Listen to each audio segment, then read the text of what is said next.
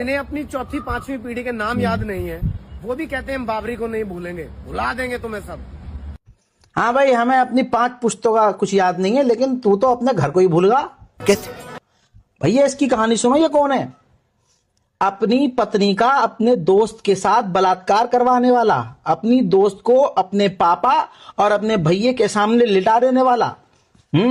और साथ ही ये वो है जो दुकान पर, ऑटोमोबाइल पार्ट्स की दुकान पर काम करता था, दुकानदार था।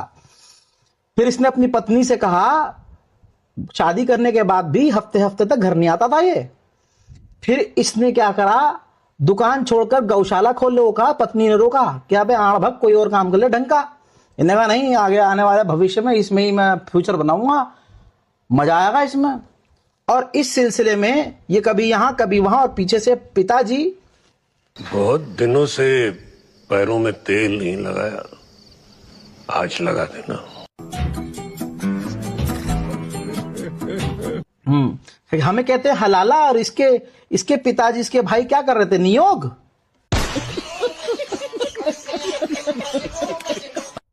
सिर्फ इतना ही नहीं दोस्तों, सबूत है, पत्नी का बयान सुनो।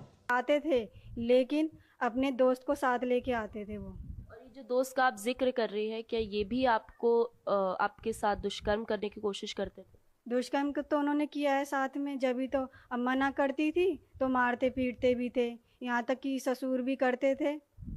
और सास को बताया तो सास कह रही अच्छा हो रहा है तेरे साथ। FIR में कहा गया है, उनकी पत्नी प्रीत सिंह की पत्नी ने ये आरोप लगाए हैं कि प्रीत सिंह और उनके जो परिवार के अन्य सदस्य हैं, उन्होंने उनके साथ लगातार रेप हुआ और साथ ही उन्हें पिछले 10 साल से घर में कैद करके रखा हुआ है। कोर्ट के अंदर, जी हाँ, फैमिली कोर्ट के अंदर कॉम्प्रोमाइज हुआ है।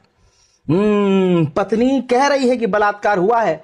कॉम्प्रोमाइज होने के बाद अपनी जिस बीवी को इसने 10 जगह पेश किया, रखा, आज उसी पत्नी के साथ रह रहा है।